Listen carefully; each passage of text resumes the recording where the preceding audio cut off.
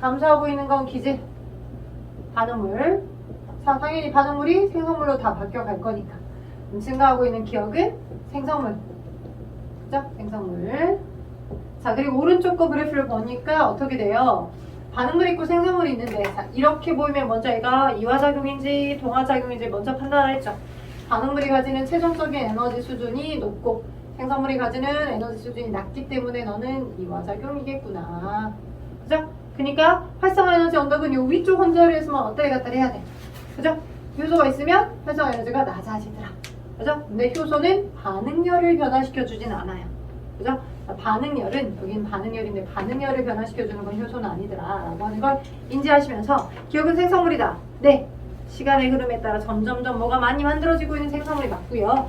그 다음에 니은은, 자, 니은은 보니까 반응물이니까. 자, E는 T1일 때가 T2일 때보다 크다. 자, 우리 활성화 에너지라고 하는 것 자체가 효소 자체의 성질이야. 특정 효소가 원래 가지고 있는 그것의 성질, 그것 자체가 화학 반응을 많이 했다고 해서 시간의 흐름에 따라서 활성화 에너지 값이 달라질까요? 그러진 않아요. 그죠? 그래서 자, T1일 때와 T2일 때 반응을 나름 진행을 하고 있다고 해서 생성물이 많이 쌓였다라고 해서 효소 하나가 가지고 있는 화학적 성질이 달라져 버리는 건 아니기 때문에 변화하지 않습니다. 오케이? 그래서 니은 틀려요. 그죠? 그래서 니은은 틀린 이유가, 니은이라고 하는 게 틀린 이유가 시간의 흐름에 따라 반응이 진행된다고 하여 진행되는 동안 한 효소의 그 효소의 화학적 성질이 달라지는 건 아니기 때문입니다. 화학적 성질 변화는 없다. 변화는 없다. 없기 때문이다. 그렇죠. 그래서 넌 틀렸어. 디귿. 자, 그럼 디귿은 반응 속도는 T3일 때가 T2일 때보다 빠르다. 자, 일반적으로 이렇게 화학 반응을 하고 있을 때의 생물에서의 화학 반응의 속도는 단위 시간 동안의 생성물의 농도야. 오케이? 생물에서 특정 뭔가의 화학 반응을 했었을 때의 화학 반응의 속도라고 하는 개념은 화학 반응의 속도는 화학 반응의 속도 단위 시간 동안의 생성물의 농도야. 그쵸? 오케이? 그러면 오른쪽으로 가면 갈수록 시간이고요. 그쵸? 시간이고요. 여기가 지금 누가 있어? T2. 그죠? 여기 T3. 자, T3는 자, 뭐 제한된 똑같은 시간 안에 자, 생성물의 농도 변화, 접선의 기울기 자체가 자, 생성물의 농도 변화 값이다 라고 델타 값이다 라고 볼 수 있겠죠. 그래서 접선의 기울기가 누가 더 급격해요? T2가 T3보다 훨씬 더 급격해요. 생성물의 농도 변화가, 그치? 접선의 기울기가. 따라서 접선 기울기 화학 반응의 속도라고 볼 수 있다 보니까 T2일 때가 훨씬 더 빨라요. T1일 때보다. T3일 때보다. 네? 초기에, 그죠? 빠르게 변화가 되겠죠. 따라서 답은 20번은 1번이에요. 이 기억만 왔습니다. 자, 그 다음에, 자, 아마 주관식 1번은 지금 처음 봐보신 문제일 거예요. 처음 봐본 그래프일 거예요. 효소라고 하는 단원이 들어가면서. 그리고 워낙 여기 이 학교가, 그지? S고등학교였죠? 학교 선생님이 욕심이 워낙 많아요. 그래서 나름 필요한 부분을 고3 때 들어가는 효소화, 고3 때 들어가는 세포 소기관들 등등등에 대한 자료마저도 생명2에 있었던 내용을 긁어 내려와서 추가 학습지로 주고 시험 문제 이 정도까지 낼 거야. 너네 준비해. 라고 하는 상태였기 때문에 내용들이 아마 일반적인 고등학교 1학년 시중 출판사 문제집에서 볼 수가 없어. 그래서 시험 문제는 이렇게 나온다는 거지. 근데 지금 A부터 D까지가 주관식 1번은 어떤 건 효소, 어떤 건 효소기질 복합체, 그리고 어떤 건 누구? 기질, 어떤 건 누구? 생성물이죠. 넷 중에 하나를 골라라라고 한 형태인데, 자, 첫 번째 위에 있는 20번의 문항에 기억하고 니은하고 유사한 부분이 있죠. 시간의 흐름에 따라서 감소되어 가고 있는 거 있고 A, 증가하고 있는 거 있고 B. 그럼 얘는 쉽겠네. 시간의 흐름에 따라 증가되고 있는 B가 누구? 생성물. 그죠? 시간의 흐름에 따라 감소되는 얘 누구? 얘는 반응물. 그죠? 얘는 기질. 기질을 반응물이라고 하잖아. 기질이 다 바뀌었어. 최종적으로 만들어져야 하는 것으로. 그죠? 그 다음 얘는 생성물이고. 그죠? 자, 이거 두 개는 알아차리겠어. A, B는. 쉽게 알아차리겠어. 근데 효소랑 효소기질 복합체는 어떻게 하냐 말이지. 그지? 자, 그럼 봐봐. 요렇게 증가되고 있다가 계속 일정량을 유지하고 있는 간 훅 떨어지지 않은 C가 있고요. 그죠? 그리고 처음에 높았는데 높다가 슉 감소가 돼서 이렇게 점점 더 늘어나고 있는 D가 있네요. 그죠? 처음에는 값이 많았어. 그죠? 그러다 감소되다가 시간의 흐름에 따라 이렇게 되는 D와, 그치? 초기에 급증을 하고 있는 C가 있어. 그리고 그 C 값이 일정 수준 계속 유지되고 있다가 끝에 가서나 살짝씩 차이가 급격히 감소되는 게 아니야. 그죠? 그러면 효소가 원래 프리 상태로 이렇게 효소들이 있었다가 반응물을 만나. 그지?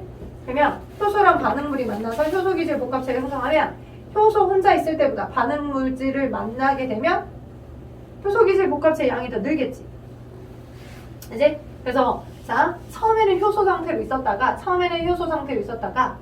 그지? D라고 하는 아이는 처음에는 효소 상태로 있었다가 반응물하고 열심히 그걸 만나면 그게 말 그대로 효소 기질 복합체로 변환이 되는 거잖아. 그지? 처음에 혼자 효소로 있었다가 그 효소가 반응물을 잘 만나. 그럼 그 양이 효소 기질 복합체 값인 거잖아. 그리고 생성물로 토해낼 거고 효소는 다시 재사용이 될 거고. 그죠?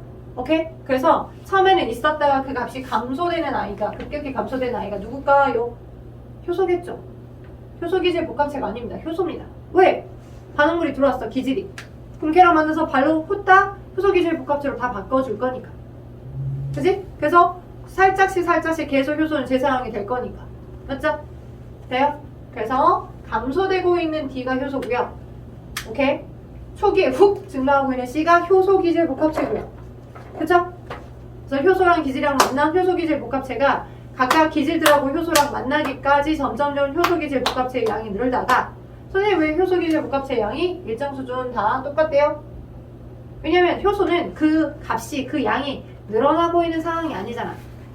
오케이? 반응물이 서서히 들어오고 있는 상황이니까 기질이 서서히 들어오고 있는 상황이기 때문에 기질과 효소가 최대치까지 다 만날 때까지 효소의 수를 늘려주고 있는 상황이 아니라 효소의 수는 10개로 제한되어 있었고 거기서 1개, 2개, 3개, 4개, 5, 6, 7개, 8개, 10개 이상으로 기질을 점점 증가시켜주고 있는 상황에 점점점 효소기질 복합체가 늘어나고 일정 효소기질 복합체의 활동을 계속 유지하겠지. You got it? 그래서 C가 뭐가 되는 거다? 효소기질 복합체. D는 누가 되는 거다? D가 효소. 그죠? 자, 효소는 생명체 내에서만 생명활동을 유지하는 것이 아닙니다. 이게 물질대사라고 하는 것 자체는 생명체 내에서만 일어나는 화학반응이긴 하지만 물질대사라고 하는 것 자체는 그렇지만 누구는 효소라고 하는 건 효소세제라고 하는 것도 들어봤잖아. 그러니까 뭐 아빠들이나 여러분의 뭐 흰색 티셔츠나 와이셔츠에 목이 있는 부분에는 그 지방이나 기름때들이 많이 끼잖아. 단백질로 되어 있는. 그래서 그걸 이제 효소, 합성 효소, 우리 바깥에서도 분해가 잘 안 되는 합성 효소를 이용해가지고 거기다 발라주게 되면 친환경 효소들을 발라주게 됐을 때 때가 쉽게 떨어질 수 있게끔 하는 것들을 이용해서 화학약품을 만들고 있다. 오케이? 그래서 효소는 생체 내에서만 작동되는 건 아니야. 그런 효소들과 똑같은 원리를 이용해서 생체 바깥에서도 사용이 될 수 있게끔 하고 있기 때문에 자, 21번 답은 경, 니은, 티글, 리을. 몸을 구성하는 단백질을 합성하게 한다거나 간에서 암모니아를 요소로 전환하게끔 하는 이런 것도 그 효소들이 암모니아로 전환시켜준 효소들이 제각각 그 일을 해주게끔 하는 거고 밥속의 녹말이 포도당으로 분해되는 소화효소도 상처가 나서 출혈되면 혈액이 응고되는 응고작용에서도 다 각각의 효소가 그 일을 수행해주고 있습니다. 되지요? 오케이. 자, 효소세제에 대한 신문 기사입니다. 전반적으로 효소세제를 이용하면 오세무슨 때가 쉽게 제거가 되는데 이는 효소세제의 때를 분해하는 여러 가지 효소가 있기 때문에 주로 때 성분은 나 지금 22번 하고 있어요. 주로 때 성분은 단백질이나 기름때입니다. 기름과 단백질때. 기름이나 단백질때가 제거가 되는 형태인 거죠. 기억에 대한 설명을 옳은 것만을 고르시오. 주성분은 단백질이고요. 효소는 주성분이 단백질이니까요. 지방 분해 요소가 포함되어 있습니다. 그래요. 이 효소, 친환경 효소세제에는 지방 분해 요소도 있고 단백질 분해 요소도 있고요. 활성화, 화학 반응의 활성화를 감소시켜서 손쉽게 그 일이 일어나게끔 해주죠. 맞습니다. 기니디가 담아는 5번이 되겠습니다. 자, 이제 뭐 심화 문제라고 나와 있는데 좋을 거 없어요.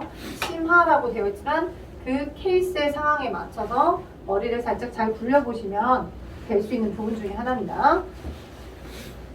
자, 그림가는 효소의 농도가 일정한데, 그러니까 효소의 개수는 일정한데 점점점 기질을 추가해주고 있는 상태에서의 화학 반응의 속도예요. 효소가 10개로 고정되고 효소의 수를 늘려주지는 않아.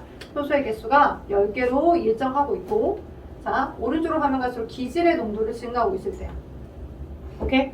네, 그래서 기질의 농도를 증가하고 있을 때 이렇게 되다가 일정해지고 있는 구간, 여기를 S2, 여기를 S1 이렇게 얘기하고 있는 거죠. 점점점 속도는 증가하고 있죠. 그리고 최대 속도로 증가돼서 그 속도를 유지한 채로 계속 일을 하고 있는 거고요. 오케이? 그럼 최대 속도를 그대로 유지하고 있는 건 여기 지금 이 상황은 기질은 점점점 그 양이 늘어나고 있는 거고 효소의 양은, 효소의 농도는 일정했었어. 효소의 농도는 일정한 상태였었어. 그래서 오른쪽에 그림이 A 상황이 있고 B 상황이 있어. A와 B 상황이 있었을 때 판단해봐라 라고 하는 거죠. A 상황은 지금 현재 뭐가 없대요? 효소가, 기억이 효소예요. 근데 기질하고 효소랑 만난 아이가 두 개가 있는데 안 만난 효소도 열심히 있어요. 기억. 그죠? 아직 기질과 만나지 않은 효소들도 있는 거고요. 근데 B는 모든 효소가 다 기질과 만났어요. 그죠? 모든 효소가 기질과 다 만났고 그리고 기질이 효소가 없는 상태로 대기하고 있는 것도 있네요. 얘가 기질이야. 기질이 좀 더 높은, 기질이 좀 더 많은 상황. 그쵸? 그러니까 아무리 기질이 많다 하더라도 효소의 개수를 같이 늘려주지 않으면, 그죠? 단위 시간 동안 생성물이 더 많이 만들어지진 않을 거잖아. 왜? 효소 기질 복합체를 만들어서 생성물을 만드는 그 동안은 나머지 기질은 기다리고 있어야지. 그치? 그러니까 지금 S2 상황이 B고 S1 상황이 A야. 그죠? B의 그래프 S2 상황에서 화학 반응의 속도가 살짝 증가하려면 우리가 일반적인 반응의 속도는 단위 시간 동안 생성물의 전환량이야. 시간 동안 생성물의 농도. 그지? 훨씬 더 많은 생성물을 만들어내게끔 하기 위해서 이 B의 상황에 이 속도가 증가되게끔 하기 위해서는 뭘 어째주면 돼? 뭐를? 만약 이 B 상황에다가 기질이 지금 더 많을 때잖아, 효소보다. 그래서 효소가 기다리고 있을 때, 기질이 기다리고 있을 때잖아, 효소를. 그지? 그래서 똑같은 기능을 수행해주는 저 기질을 더 첨가해주면, 기질을 첨가해준다. 효소를 더 첨가해준다면 기질이 기다리고 있으니까. 그지? 똑같은 일을 해주는 누구를? 효소를 더 많이 첨가해줬다라고 하면, 그러면 속도는 더 늘어날 수 있겠지. 그치? 오케이? 오케이. 자, 그래서 지금 옳은 걸 골라보자라고 했는데 고민을 해보면 A일 때는 S1, B일 때가 S2랑 맞다. 자, 생성물의 생성 속도는 자, S1일 때가 S2보다 빠르다. 자, 단위 시간 동안 생성물을 만들어내는 정도가 S1이 더 많나요? S2가 더 많나요? S2가 더 많죠. S1일 때보다 S2가 더 많죠. 왜? 모든 요소가 다 일을 해주고 있고 이제 그 모든 요소들이 한 번에 뭐를 생성물을 토해낼 거니까. 그죠? 근데 여기는 기질은 좀 더 적으니까. 그죠? 기질과 반응할 수 있는, 효소가 반응할 수 있는 기질의 양이 좀 더 적은 상태니까 생성물이 더 많이 만들어진 건 아니니까요. 그래서 2번은 틀렸고요. 1번은 맞고요. 모두 고르라고 했으니까 답은 일단 3개 있어요. 1번은 일단 하나 골랐죠. 답 3개 있습니다. S2일 때 기억을 더 넣어주면 기억이 효소죠. 초기 반응의 속도가 증가하게 맞습니다. 그죠? 생성물이 더 많이 늘어날 거니까요. 자, 효소 반응의 활성화 에너지는 자, 요것도 함정을 판 거죠, 나름. 그죠? 페이크를 친 거예요. 보통 활성화 에너지가 낮아지게 됐었을 때 효소의 역할이 효소가 없을 때보다 활성화 에너지를 낮춰주기 위해서 화학 반응의 속도가 잘 일어나, 화학 반응이 잘 일어날 수 있게끔 해주는 거다. 그러니까 화학 반응이 잘 일어나는 상황이야, S2가. 그지? 훨씬 더 화학 반응을 잘 일어나고 있는 상태니까 아 그래, 활성화 에너지가 S2가 S1일 때보다 더 낮겠구나 라고 판단할 수 있어요. 근데 아니죠. 왜? 똑같은 요소를 가지고 일을 하고 있어. 그 요소가 2개가 일을 하는 거냐 20개가 일을 하는 거냐의 상황인 것뿐이야. 효소의 성질은 안 바뀌어. 그죠? 효소의 성질이 안 바뀌니까 둘 다 똑같아. 동일한 요소를 갖고 있을 때 효소의 성질은 안 바뀌어. 그래서 4번 틀렸어. 그쵸? 요소 반응의 활성화 에너지는 S2일 때가 S1일 때보다 크다. 아니야, 똑같은 요소니까 활성화 에너지 똑같아. 자, 그 다음 5번 반응물과 결합하고 있는 효소의 비율은 반응물과 결합하고 있는 효소의 비율과 효소, 기질, 복합체예요. 당연히 S2가 all everybody 모두 다 효소랑 기질과 만난 상태니까 S2가 더 많겠죠. 그래서 S2일 때가 S1일 때보다 높다. 5번은 맞네. 1, 3, 5가 답이에요. 오케이. 매우 매력적인 문제 프린트 풀이를 해보았습니다. 오케이. 자, 그래서 이 프린트 끝내봤고요. 자, 책으로 한번 와봅시다. 자, 거기 볼게요. 직권의 변화. 직권. 우리 직권. 지금 생물권, 생명 시스템 부분 공부를 살짝 했고, 직권은 지구 내에 존재하는 지각, 멘틸, 외핵, 내핵이라고 하는 지구 내부 해당하는 흐름인 거죠. 그죠? 그런데 지구도 자 전반적으로 우리라고 하는 생명체가 사는 그 생명 시스템도 가장 근본적으로는 태양의 빛 에너지가 근본 에너지긴 해. 그죠? 왜냐면 동물은 유기물을 스스로 만들 수 없으니까 식물이 광합성을 통해 만들어낸 유기물을 공급받으면서 생존하는 거잖아. 생산자, 소비자. 기억나죠? 오케이? 그래서 태양의 빛 에너지도 이 생명 시스템을 유지하게끔 하는 근본 에너지이긴 하고요. 그거와 또 별개로 지구 내부에서도 마찬가지. 지구에 저기 지각을 구성하게 하는 여기가 지금 중심부에 핵이 있잖아. 지구라고 하는 행성을 만들어내는 여러 가지 원소 물질들이 안에 포함되어 있고, 그죠? 이 외핵에도 여러 원소들이 있고, 그 다음에 여기 지금 외핵 여기가 외핵이면 중심부에 내핵이고, 핵 부분에 내핵, 뭐 굳이 나누자면 외핵, 그죠? 여기 핵들을 구성하게 하는 여러 지구를 구성하게 하는 여러 원소들이 방사성 동위 원소들이 존재한단 말이야. 오케이? 우리 양성자라고 하는 거, 화학 반응이라고 하는 것 자체는 전자의 이동. 전자라고 하는 게 질량이 너무 가볍잖아. 양성자나 중성자의 질량들보다 훨씬 가벼워. 1837분의 1배만큼이나 너무 가벼워서 전자가 이동하면서 산화나 환원을 일으키면서 산화되는 입자, 환원되는 입자, 전자를 받고 전자를 잃고 그게 주거니 받거니 쿵짝이 맞으니까 짝꿍이 바뀌면서 새로운 분자가 만들어지는 거, 새로운 물질이 만들어지는 거, 그게 화학 반응이었었잖아. 이건 일상에서 일어날 수 있어. 주변에서 쉽게. 예. 근데 그러면서 동시에 에너지 출입이 약간 동반되지만 그게 너무 클 정도의 에너지만큼은 아니야. 근데요, 양성자, 내핵과 외핵이나 내핵을 구성하는 지구의 중심에 존재하는 지구의 방사성 통유원소 있어. 방사성 통유원소의 원자 핵이 붕괴될 때, 핵 붕괴가 일어날 때 당연히 어쩔 수 없이 에너지가 당연히 방출돼요. 그 에너지를 가지고 있는 거야, 지구 자체가. 오케이? 그 붕괴열에 의한 붕괴열을 가지고 있는 그 에너지가 근본적인 지구의 내부 에너지야. 오케이? 근데 그 에너지가 어느 정도 만들어지면 해소되는 부분이 있어야 돼. 예, 그 에너지가 어느 정도 많이 만들어지고 있는 부분이 있다면 어딘가에서는 해소가 돼야 돼. 근데 약간 지표의 연약한 부분, 우리가 이제 판이라고 하는 걸 배우게 될 거야. 판과 판의 경계랄지 또는 그렇게 해소가 되는 부분에 지진이나 화산 활동을 통해서 전반적으로 평형을 맞춰가는 거야. 오케이? 그래서 지구 내부 에너지라고 하는 형태들이 존재하는데 지구 내부는 지구 내부 에너지에 의해서 오케이? 자, 이 지구 내부 에너지가 생길 수밖에 없고 이게 책마다 약간 다르긴 한데 이 정도의 에너지를 값으로 계산하는 책도 있고요. 또는 이 정도의 에너지를 갖고 있다. 지구 내부 에너지. 방사 붕괴열이 이 정도가 된다라고 적는 책들도 있습니다. 돼요? 저건 왜 생긴다고?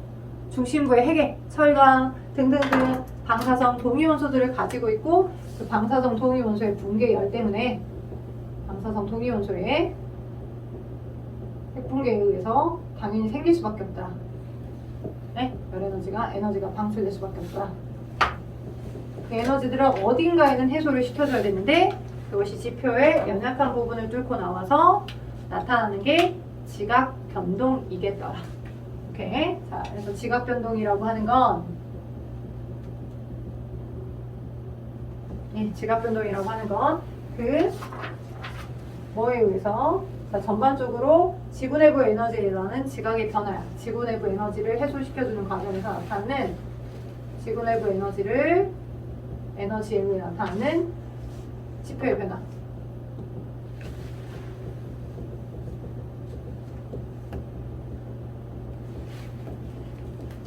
당연히 화산 활동들도 있고요. 지각 변동. 그죠? 화산 활동들. 그죠? 오케이? 화산 활동이라고 하는 건 그 중심부에 존재하고 있는 마그마가 분출되면서 용암으로 흐르거나 하는 식으로 뭐 준상화산이나 뭐 종상화산이나 여러 가지 그렇게 나타날 수 있는 부분이야. 근데 마그마라고 하는 게 생성되었고 그게 분출될 수 있으려고 하는 그 장소에서만 나타나는 거잖아. 화산이라고 하는 거. 그래서 화산 활동도 그 에너지의 해소 부분에서 나타나기도 하고 마그마가 존재하는 그 장소에서 마그마가 분출되고자 할 때. 그죠? 근데 대체적으로는 지진들이 많이 발생하는 거죠. 그 에너지들이 뭔가 훼손되고자 할 때 에너지들이. 그래서 지진이라 했지. 그지? 또는 지표가 뭐 이렇게 지진 활동들도 물론 생기지만 대륙판과 대륙판이 충돌하면서 만들어지는 융기되면서 만들어지는 습곡산맥으로도 지표의 변화가 나타나기도 합니다. 습곡산맥이나 또는 대륙의 이동들 이렇게 등등등이 다 나타납니다. 물론 여기서 말하는 이 대륙의 이동은 마치 우리가 엘리베이터를 타고 뿅뿅 이렇게 움직이는 것처럼 순식간에 이동되는 건 아니에요. 오랜 시간에 걸쳐 서서히 천천히 다 일어날 겁니다. 오케이? 그래서 지각의 변동들, 지구 내부 에너지에 의해서 나타나는 지표의 변화들 이렇게 지각 변동들도 한꺼번에 같이 다뤄지는 부분이 이 개념이다라고 보셔야 된다는 거죠. 자, 그러면 일단 지금 현재는 여러 가지 이론들 등등등에 의해서 이론들 등등등에 의해 판구조론이라는 개념을 완전히 수용하고 있습니다. 그죠? 물론 이제 과학은 계속 변화 발전되고 가잖아요. 절대적 증거는 아니니까. 이제 판구조론이라는 개념을 지금 현재는 우리가 수용하고 있는데 판구조론이 완전히 수용되기 전까지 어떤 정립 배경이 있어. 그 전에 서서히 스멀스멀 어떤 다양한 과학자들이 이게 이런 것 같아, 저게 저런 것 같아, 저게 저런 것 같아 라고 하는 의견들을 각각 제시를 했고 그 덕분에 모두 모아다가 그래 그래서 서로 다른 지구상에는 판때기와 같은 판들이 존재하는데 그 판 밑에 있는 맨틀이 대류를 하는 과정에서 판이 소멸되기도 하고 생성되는 형태로 당연히 그 판이 맨틀이 대류되고 있는 그 에너지의 근본도 다 이 지구 내부 에너지에 의해서 항상 만들어지는 그 에너지가 해소될 때 생기는 거야. 오케이? 그래서 정립되는 배경이 여러분 책에는 정말 안 나와 있어, EBS는. 그러다 보니까 여러분에게 이 프린트를 드린 거고요. 프린트 한 장 넘겨봐요. 프린트 한 장만 넘겨봐요.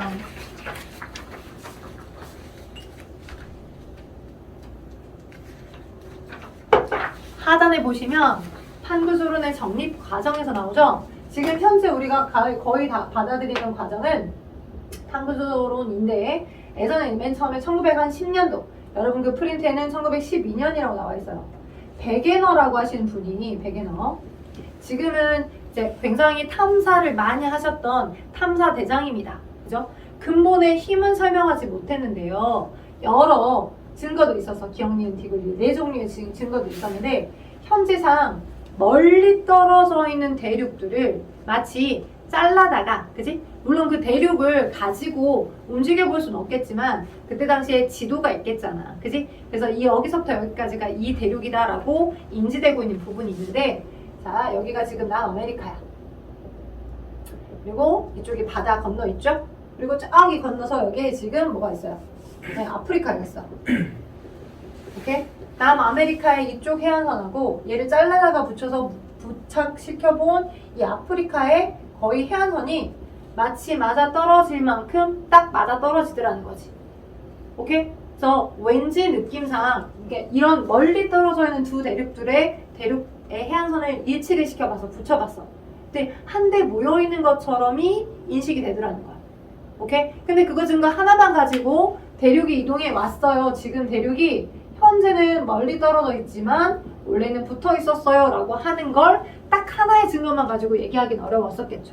그죠? 그래서 베게너의 대륙 이동설의 증거들은 멀리 떨어진 대륙, 특히 아까 멀리 떨어진 대륙 중에서 여러 대륙들이 각각 있는데 남아메리카의 서해안하고 아프리카의 동해안 이렇게 보면 지금 떨어져 있는 동해안이 해안선이 서로 처음에 하나로 붙어있는 것처럼 일치되더라, 맞아 떨어지더라 라고 하는 증거들을 갖다 냈었습니다.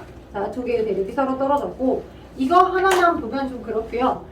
그리고 또 뭐도 더 디테일하게 연구를 해봤냐면 자, 현재는 멀리 떨어져 있어, 그지? 근데 멀리 떨어져 있는데 자, 예를 들어서 우리가 습곡산맥이라고 하는 구조라고 봅시다. 현재 떨어져 있는 위치인데 여기에 지금 습곡산맥이 있고 여기에 습곡산맥이 있어. 이쪽에 습곡산맥이 있고 여기에 습곡산맥이 있는데 자, 이 떨어져 있는 두 대륙을 이어 붙여봤어. 오케이? 이어 붙여봤더니 습곡산맥이 한 번에 같이 발생된 것처럼 이어져서 존재하죠. 현재 멀리 떨어져 있는 두 개의 그 대륙에서 지질 구조가 연결되는 형태처럼의 증거가 몇 개가 보이더라는 거야. 그러면 스쿱이라고 하는 것 자체는 양옆에서 대류판과 대류판의 충돌에 의해서 횡압력을 받아 융기가 된 형태의 지층인 거거든. 근데 바다리 경계로 현재는 떨어져 있는데 마치 이 두 개가 처음에 일치된 그 위치에 있었다가 수국산맥이 생기고 마치 현재는 떨어져 나간 것 같이 보이는 거야. 왜냐면 얘의 거의 이제 보통 절대연령이라고 해서 그 지층의 실제적인 나이를 계산할 수가 있어.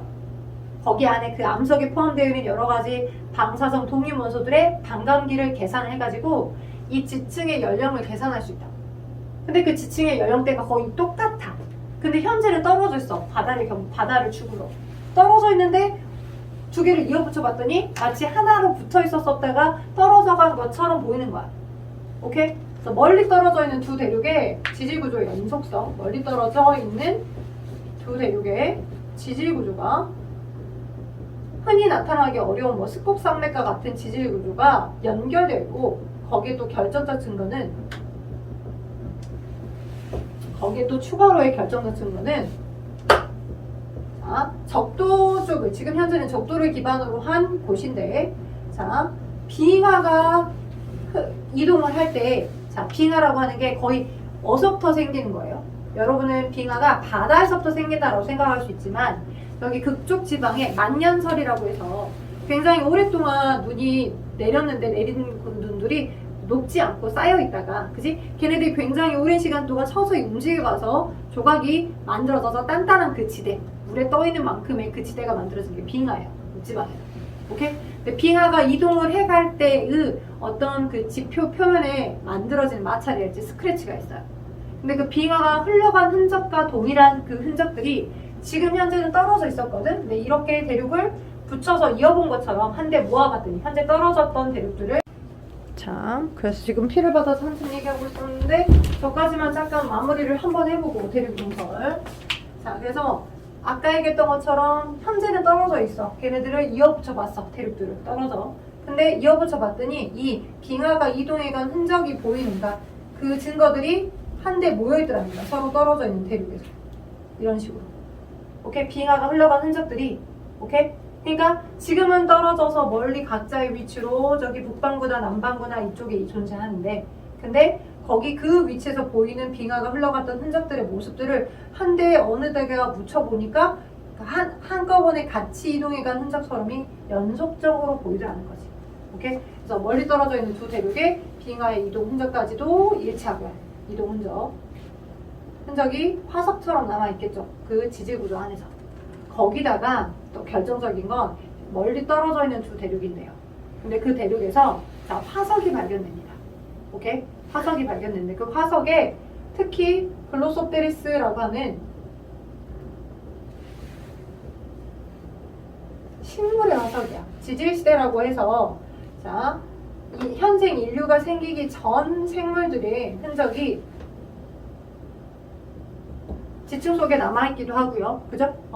그래서 그것들을 우리가 화석이라고 하는데 화석 연구를 해보면 그 화석 연구를 통해서 우리가 알 수 있어요. 얘는 식물 화석이거든요. 식물 화석. 식물 화석이 현재는 멀리 떨어져 있는데 동시대. 얘가 표준 화석이에요. 표준 화석. 표준 화석이라는 건 뭐냐? 그 시대상, 그때 그 시대에만 살고 뒤진 식물이야. 개체야. 오케이? 그 시대를 대변해 줄 수 있는. 근데 현재는 멀리 떨어져 있는 두 대륙인데 식물이 예를 들어서 막 그 날아가기도 되게 어려울 만큼 지금 현재는 바다를 축으로 해서 현재 아주 많이 떨어져 있는 형태거든요. 근데 그것들이 떨어져 있는 환경인데 또 불구하고 얘네들의 글로소테리스라고 하는 화석이 출몰되어 있더라는 거. 각각 멀리 떨어져 있는 대륙에.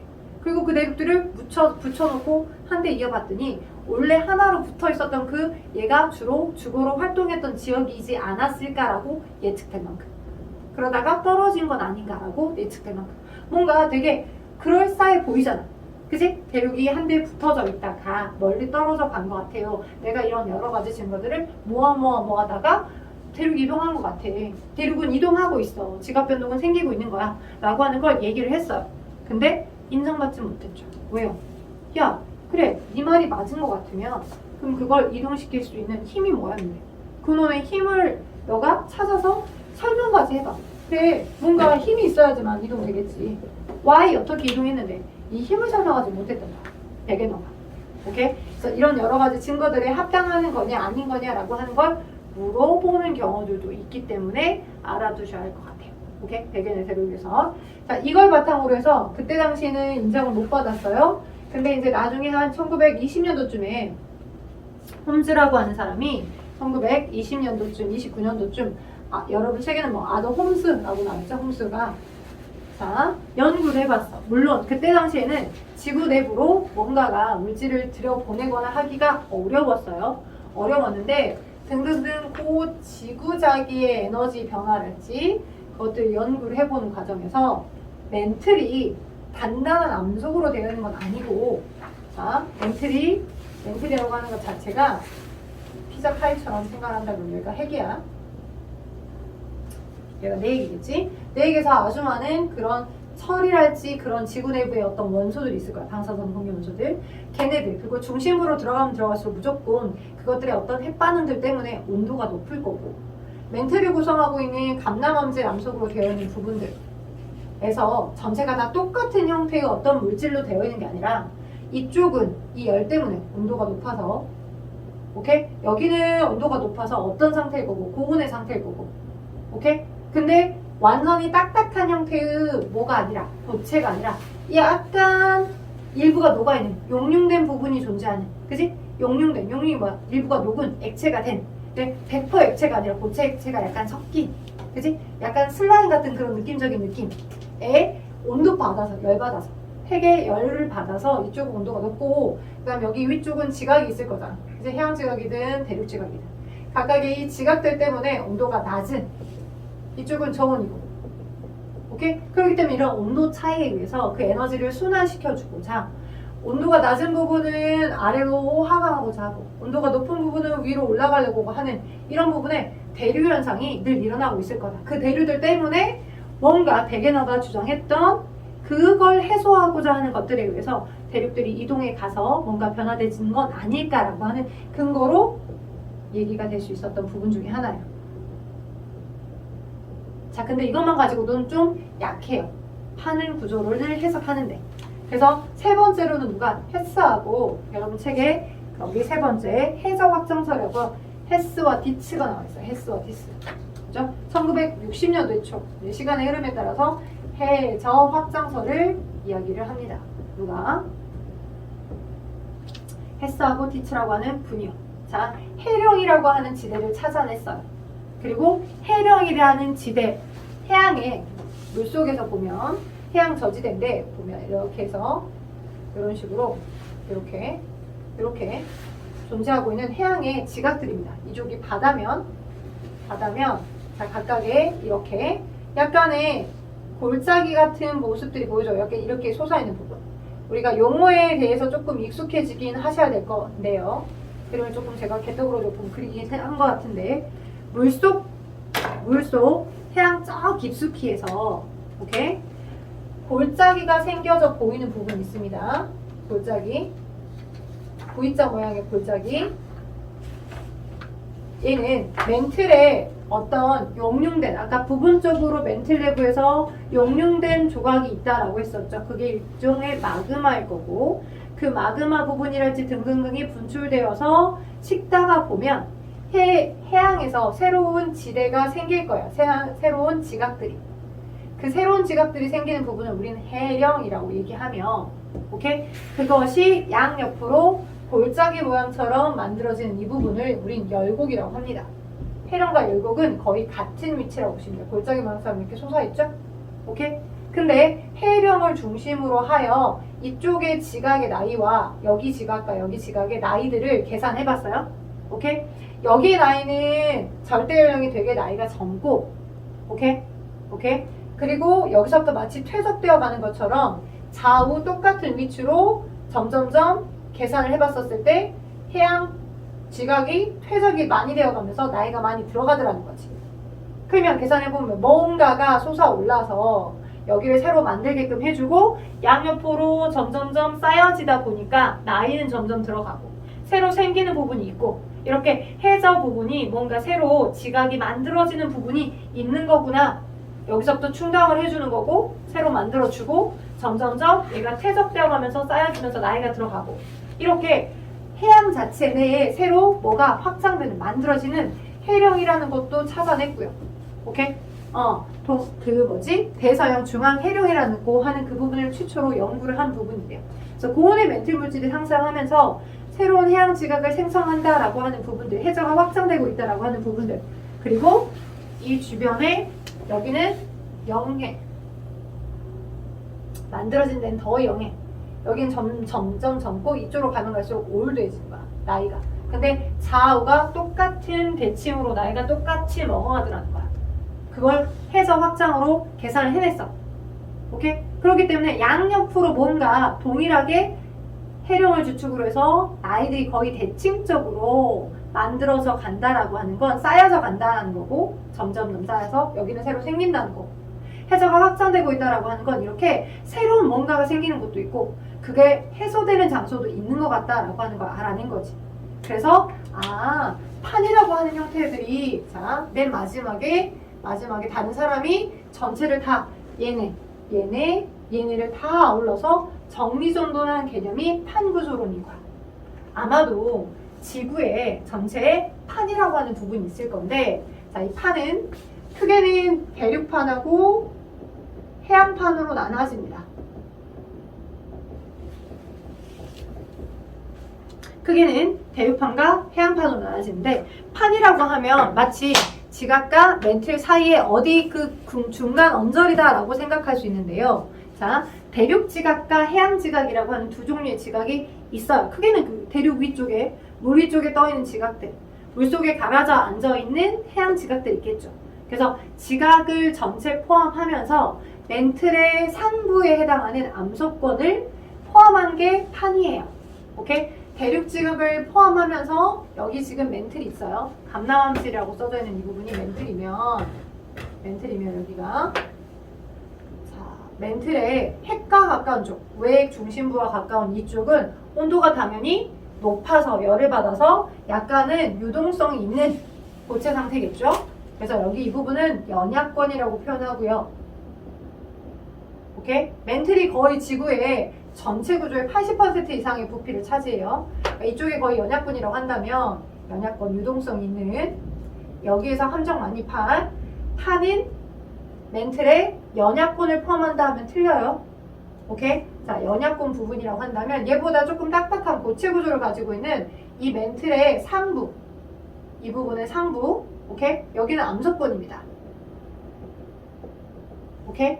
그리고 해양 지각이 이렇게 존재하면 물속에 여기가 물이고, 그죠? 해양 지각이 이렇게 만약 존재한다라고 한다면 해양 지각의 일부를 포함하고, 해양 지각을 포함하고, 해양 지각 밑에 있는 여기 멘틀의 일부, 여기서부터 여기까지를 해양판, 여기서부터 여기까지를 대륙판이라고 하는 거예요. 오케이? 지각과 대륙 지각과 멘틀의 상부. 근데 그 멘틀의 상부가 연약권이 아니고 어떤 권? 암석권. 돼요? 오빠! 멘틀의 암석권. 좀만 참아봐. 오케이? 해양판은 어디와? 해양지각과 해양지각 밑에 있는 멘틀의 상부. 당연히 어디? 암석권을 포함하는 거. 그래서 평균적으로 두께가 약 100km 정도에 해당하는 걸 각각 판이라고 하는 겁니다. 오케이? 당연히 대륙판이 훨씬 더 두께가 더 있겠죠. 대륙지각 전체를 포함하는 거니까. 그래서 100km 정도에 해당하는 그 정도의 두께, 최대 100km 정도를 포함하는 거기를 우리는 대륙판, 해양판이라고 얘기하는 거죠. 그죠? 근데 이제 판이 실질적으로 이제 만들어져 가기도 하고 소멸되기도 하고, 원래 이 판들 자체가 서로 성질이 다른 그 판 쪼가리들이, 대륙판도 있고 해양판도 있을 거니까 성질이 다른 그 판 쪼가리들 밑에서 멘틀이 서로 대류하는 것들에 의해 그 지구 내부 에너지들을 해소시키고자 판이 멀어지면서 새로운 판이 만들어지기도 하고요. 오케이? 판이 충돌하면서 판이 없어지기도 하면서 발생되는 그 에너지들이 지표로 나타나는 거죠. 그러면서 화산활동으로 분출되기도 하고, 아니면 땅의 흔들림으로 나타나기도 하는 거죠. 그래서 판의 경계 부분에서 이런 일이 많이 일어나는데, 섭입되거나 하는 그 판의 경계, 또는 판이 멀어지면서 새로운 판이 만들어지는 그런 판의 경계, 그럴 때 동시에 화산과 지진 활동이 일어나는데, 그 화산도 종류가 달라. 어떤 암석들이 분출되고 용암의 질이 어떠냐에 따라서 점성도가 큰 아이들은 이렇게 수직 모양으로 붙어 있어서 종상화산을 만들기도 해요. 근데 점성도가 크지 않은 아이들, 그래서 흘러버리는 형태의 마그마가 분출되는 용암들을 가진 경우는 순상화산 형태로 지대 경사가 높지 않아. 경사가 완만해. 한라산 같은 경우가 그런 순상화산의 형태야. 그러니까 조금 딥하게 지구가 원 수준까지도 물어보는 단원이 여기가 들어갈 수 있어요. 화산이랄지 지진 활동들에 대해서. 조금 경험치를 넓히면서 종류를 외워줘야 하는 것들은 좀 제대로 안 헷갈리게 기억을 하면서 디테일을 좀 챙기는 부분이 여기가 좀 필요합니다. 네? 그래서 판에 대해서만 먼저 간단하게 설명을 해드려봤고요.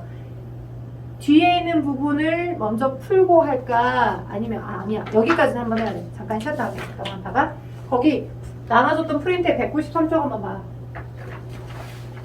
나눠줬던 프린트에 193쪽에 판의 구조, 맨 위에 있는 판의 구조 있죠? 거기서 여러분이 이제 챙기셔야 할 것, 아까 제가 얘기했던 것처럼 지각과 그 다음에 멘틀의 상부에 해당하는 암석권을 포함한 게 판인데, 대륙 지각이 위에 있으면 대륙판, 해양 지각이 위에 있으면 해양판이라고 했어. 오케이? 근데 대륙 지각과 해양 지각은 거기를 구성하고 있는 암석의 종류가 달라서 밀도가 달라요.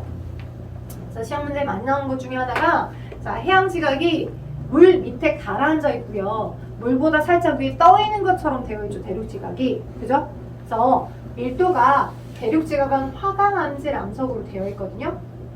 그 다음에 해양 지각은 현무암질 암석으로 되어 있어. 그래서 해양 지각은 현무암질 암석으로 되어 있다 보니까 밀도가 약 3.0 정도 되고요. 해양 지각, 대륙 지각은 화강암질 암석으로 되어 있어서 밀도가 2.7 정도 돼. 그래서 누가 밀도가 더 큰 거야? 현무암질 암석으로 되어 있는 해양 지각이 더 밀도가 커. 그래서 물 밑에 가라앉아 있는 상태고 당연히 중심으로 들어가면 들어갈수록 밀도가 더 크겠지. 감남암질 암석으로 주로 되어 있는 멘틀은 3.3 정도나 돼, 밀도 속도가. 되겠니? 요거 많이 물어보니까, 문제에서 물어보니까 기억하고 가셔야 돼요. 오케이. 오케이. 오케이. 자, 그렇다면, 자, 아래 볼게요. 한 장 넘겨서 194쪽. 194쪽에 화산대, 지진대가 먼저 왼쪽에 나와 있는데, 화산 활동이 자주 일어나는 띠 모양체, 아까 제가 방금 얘기했던 것처럼 어디에서? 판의 경계 부분에서, 그죠? 섭입되거나, 우리가 디테일하게 생길 거야, 이제. 섭입되거나 아니면 발산되거나 할 때, 그지? 그때 새로운 지각 구조들이 만들어지거나 아니면 판이 없어지면서 굉장히 많은 화산과 지진 활동이 동시에 동반되니까 판의 경계 부분에서 화산 활동이 많이 일어나는 부분을 점으로 찍어 놓은 게 화산대, 지진이 많이 일어나는 부분을 점으로 찍어 놓은 게 지진대야. 오케이? 항상 판의 경계 부분에 많이 존재해. 여러분 책에 보시면 여기 이쪽 그림 봐봐. 193쪽. 거기 보니까 판의 분포와 이동해서 각각 가운데는 태평양판이라고 하는 해양판이 존재하죠. 지구 전체의 가운데 부분에 주변의 대륙에 우리는 유라시아판에 있어요. 대한민국과 그죠? 저기 그 다음에 아래쪽에 보면 인도는 인도랑 오스트레일리아, 호주랑 인도 사이드는 인도 오스트레일리아 판이야. 그리고 아프리카판, 대륙판 있고 각각의 판의 경계들이 이렇게 있어. 나스카판, 남아메리카판, 그죠? 그 다음에 북아메리카, 카리브판 이렇게 각각 쪼개져 있는 판들이 있는 거야 실제. 그리고 그 위에 대륙지각이랄지 해안지각이 얹혀서 살고 있는 거고, 그 판 밑에 중심부에 존재하는 멘틀이 대류하는 그 일에서 여러 가지 판이 소멸되거나 생성된 일에서 각각의 다양한 일들이 나타나는 곳이야. 오케이? 그러다 보니 앞쪽으로 오시면, 앞쪽으로 한 장 넘겨봐요. 프린트. 지진대, 화산대까지만 하고 잠깐 쉬었다가 문제 풀게. 프린트 다시 앞에 오시니까. 자, 화산대와 지진대. 화산이 발생하는 곳을 점을 찍어 놓은 게 화산대. 지진이 많이 발생하는 곳을 점을 찍어 놓은 게 지진대. 그쵸? 오케이? 근데 그 화산대와 지진대의 분포가 환태평양, 환태평양, 화산대, 그리고 환태평양, 지진대.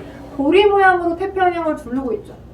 아까 방금 봤던 태평양 판을 중심으로 주변 판들하고 막 충돌하면서 거기서 화산과 지진이 많이 발생한다는 걸 예측해 볼 수 있겠죠.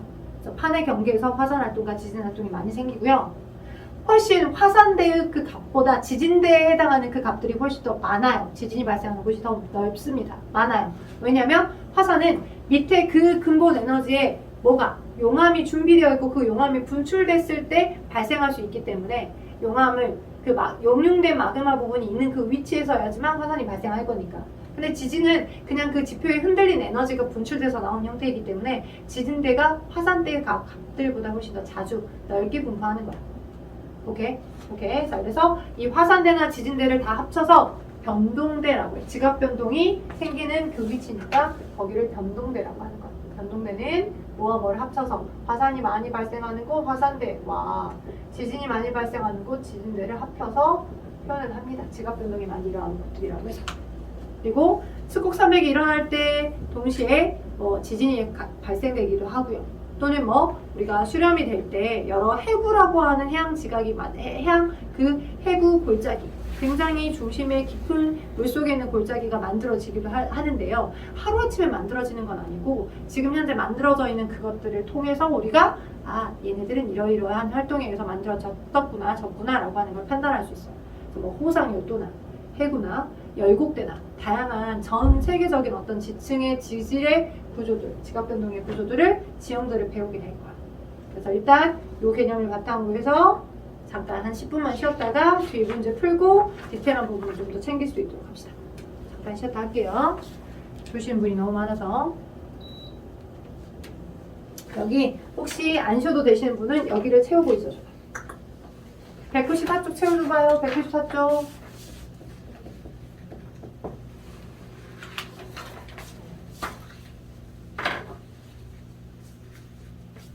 깼어요? 너무 일관적으로 저 백색 소음이 잠을 잘하고 틀어주는 백색 소음은 아닐 건데. 오빠 일어나네. 여기 안 틀어도 되지? 안 틀어도 되지? 틀어줘? 괜찮아? 응. 일단 볼게요. 살짝 여러분 푸는 동안에 제가 화장실에 잠깐 갔다 왔고요. 자, 굿모닝. 자, 볼게요. 자, 아까 얘기했던 것처럼 전반적으로 이 프린트에 나와 있는 판 구조론의 정리 과정에 대해서도 배경을 기억하셔야 문제를 풀 때 도움이 되니까.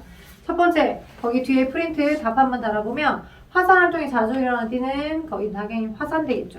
지진이 자주 일어나는 띠는 지진대요. 근데 정말 디테일을 조금 더 챙기자면 지진대가 화산대보다 분포가 더 많아요. 지진이 일어나는 곳이 훨씬 많다는 거. 화산은 마그마나 분출될 만한 그게 존재해야 되니까 그 지역에서만 나타날 거니까 지진대가 훨씬 더 분포가 많다는 것. 1번은 대체로 일치한다. 맞고요. 히말라야 산맥은 지진대에 속한다. 예, 맞습니다. 자, 나중에 이제 히말라야 산맥이 어떤 원리로 만들어지는지 설명할게요. 태평양 주변부는 태평양 중앙은 바닷속 가운데고요. 주변은 환태평양이죠. 자, 화산 활동이 거의 일어나지 않는 노는 화산도 많이 일어나, 지진도 많이 일어나, X야. 대서양의 중앙부. 자, 우리 태평양도 있고 대서양도 있고 인도양도 있고 여러 바다가 있잖아. 근데 대서양의 바다의 가운데 부분에서 해령이 많이 보여. 해령이라고 하는 건 해양판이 생기는 지역이야. 그래서 대서양 중앙해령이라는 걸 많이 만나게 될 거야. 문제를 풀 때. 그래서 해령이라고 하는 게 만나면서 해산화 화산 활동이 자주 일어납니다. 중앙부에서 해령이라는 게 생기면서 화산 활동도 늘 같이 동반해서 일어나니까. 자, 그 다음 1-2번에 A가 있고 B가 있습니다. 자, 화산이 보이고 있고요. 여러분한테는 컬러가 안 나와 있어서 좀 그렇긴 한데 A는 지금 점점점만 바뀌어져 있어서 지진입니다. 그래서 A가 지진대, 그 다음에 B가 화산대예요. A는 A는 환태평양 화산대나 지진대를 말하고요. B는 알프스 히말라야 지진대를 말하는 거고요. 그 다음에 저기 C는 대서양 중앙 화산대 지진대를 말하는 겁니다. 오케이? 이제 3번에 대서양의 주변부가 아니라 대서양의 중앙부가 화산활동이 날지 지진활동이 많이 일어난다는 걸 기억하시게요. 태평양은 주변부, 판의 경계 부분에 있기 때문에 태평양, 환태평양, 오케이. 근데 대서양은 중앙이라는 거 기억하시게요. 자, 2번 갈게요. 판의 상대적 운동에 의해서 판의 경계에서 지각변동이 일어난다고 설명하는 이론, 판구조론. 판이라고 하는 것은 자, 어디? 멘틀의 상부와 지각을 포함한 거를 말한다. 그래서 그게 대륙이 포함되어 있으면 대륙 지각이 포함되어 있으면 대륙판, 해양 지각이 포함되어 있으면 해양판이 되겠죠. 자, 판은 지각과 상부의 멘틀의 일부를 포함하는 암소권의 조각입니다. 연약권 아니에요? 자, 그럼 여기서 한번 물어볼게요. 우리 멘틀에서 연약권이 있고 그 다음에 암소권이 있는데 둘 중에 누가 더 밀도가 커요? 연약권, 암석권 둘 중에 누가 더 밀도가 커요? 연약권. 그죠? 단순하게 생각하시면 중심부로 들어갈수록 밀도가 더 큽니다. 근데 왠지 암석이라는 단어의 함정에 빠져서 암석권이고 암석이니까 밀도가 더 큰 거 아니야? 라고 착각하시면 안 된다고요. 오케이? 그래서 멘트를 구성하고 있는 연약권과 암석권 두 개의 밀도를 비교하자면 당연히 지구 중심부로 들어가 있는 연약권이 암석권보다 밀도는 더 큽니다. 밀도. 그래서 기억하시게요. 자, 그 다음 당연한 걸 물어봤는데 또 가끔씩 헷갈려하는 친구들이 있어요. 그래서 판의 이동 어디에서? 연약권에서 일어나는 멘틀의 대류에서 판이 이동하더라. 자, 판 구조로는 화산 활동이나 지진과 같은 지각의 뭐예요? 변동, 지각 변동이 특정 지역에 집중되어 있는 까닭을 설명하더라. 그치? 판 구조로는 그렇더라는 거야. 관찰해봤더니 왜 특정 위치에서 이렇게 뭐가 많이 생긴가? 라고 봤더니 이렇게 특정 지역에 집중되어 있어서 그렇더라. 멘틀 대류에서 움직이는 판들은 상대적인 운동을 하기 때문에 판의 경계에서 지각 변동이 나왔다. 그 지각 변동들이 주로 누구? 화산, 지진 이런 것들을 말하더라. 자, 암석권과 판에 대한 OX. 대륙지각과 해악지각을 합쳐서 암석권이라고는 아니죠. 그죠? 아니죠. 대륙판, 태양판 각각들인 거고 지각과 상부의 멘틀들이 암석권에 해당합니다. 지각과 상부 멘틀이 암석권. 암석권을 이루는 각각의 조각을 판. 자, 5. 대륙판은 해양판보다 밀도가 더 적죠. 그 다음에 해양판이 더 밀도가 커요. 까한적이었어요. 왜냐하면 현무암이 그 제주도 지역에 많이 존재하는 기본적으로 암석들 구멍 숑숑 뚫려 있는 거. 선생님 그럼 구멍이 숑숑 뚫려 있으니까 뭔가가 비어 있어 보이니 밀도가 더 가벼울 것 같은데요 라고 생각할 수 있어요. 근데 화강암은 밝은색 암석이에요. 화강암은 밝아요. 마그마가 천천히 이렇게 집중돼서 이렇게 식어지면서 만들어진 형태인데 화강암은 근데 거긴 유색인자가 안 들어있어. 밝잖아. 유색인자라고 하는 건 뭐 철이나 마그네슘 같은 이온을 말하는 거야. 그러니까 그런 특정 검게 해주는 그런 원소가 많이 포함되어 있기 때문에 밀도가 더 커. 현무암이 화강암보다. 오케이? 그런 현무암질 암석으로 해양지각이 구성되어 있기 때문에 그렇기 때문에 밀도가 더 큽니다.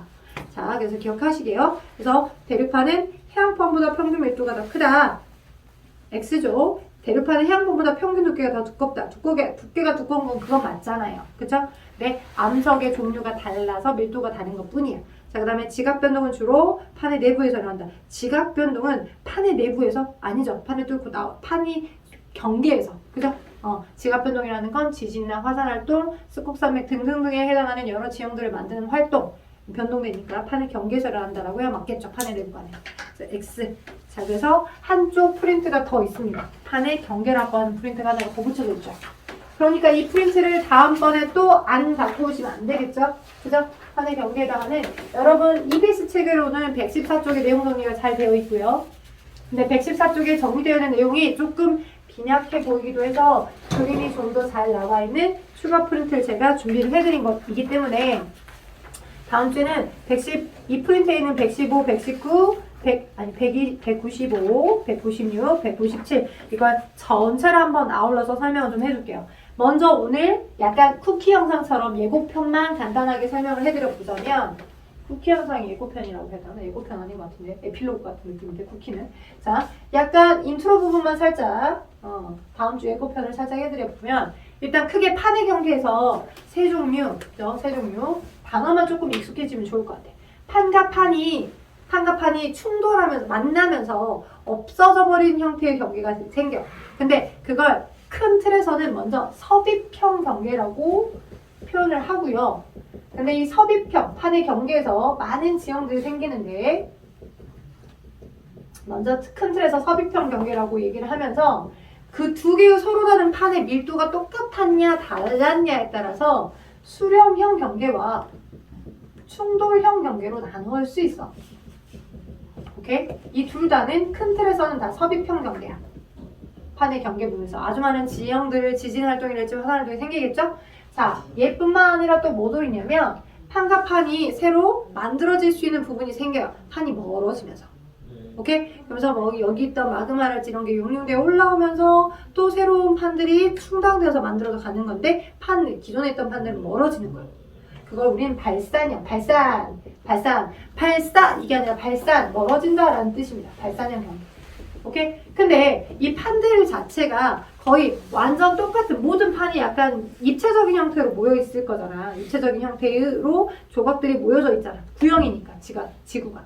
그리고 그 밑에 지각들이 있고 그 다음에 위에 지각들이 있고 그 밑에 면틸들이 있지만 구형 형태이다 보니까 그게 그냥 판이 딱 어떤 형태로 딱 규정화되어 있지 않아. 입체적인 형태로 구형으로 모여있는 형태이다 보니 밑에서 나름대로 섭입하려고자 할 때 어떤 부분은 판의 경계에서 서로 어긋나기도 해. 그죠? 충돌하지도 않고, 그죠? 멀어지지도 않고 판이 이렇게 미끌려져서 어긋나는 경계이기도 한다고요. 오케이? 그래서 그렇게 어긋나지는 경계가 있는데 그거 우리는 보존형 경계예요. 오케이? 나름 그 밑에 있는 멘틀이 대류되면서 일어나는 그 에너지는 똑같은데 판이 없어지지도 않고 소멸되지도 않고 생성되지도 않고 여기는 판의 생성이 일어날 수 있는 거고요. 여기는 판의 소멸이 일어날 수 있는 거죠. 돼요?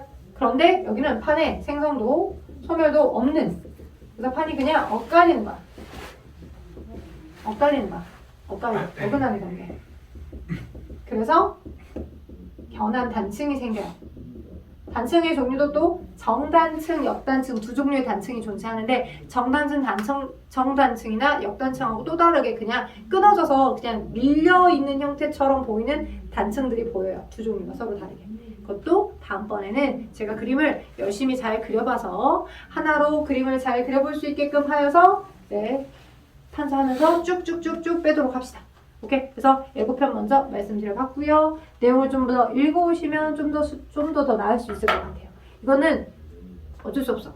이해를 바탕으로 디테일하게 외워두셔야 뭔가 승산이 있는 단원이기 때문에 우리 생물 배우는 것처럼 생물도 눈에 보이지 않지만 그죠? 생물은 눈에 보이지 않는 거. 그렇지만 지구과학은 그래도 눈에 보이는 증거들을 시각적으로 받아들이면 조금 더 수용하기는 편하거든요. 시각적 정보를 많이 찾아서 보면서 하도록 합시다. 갑시다. 여기까지. 프린트 챙겨오세요. 다음 주까지. 이 프린트 다음 주에 갖고 오셔야 됩니다.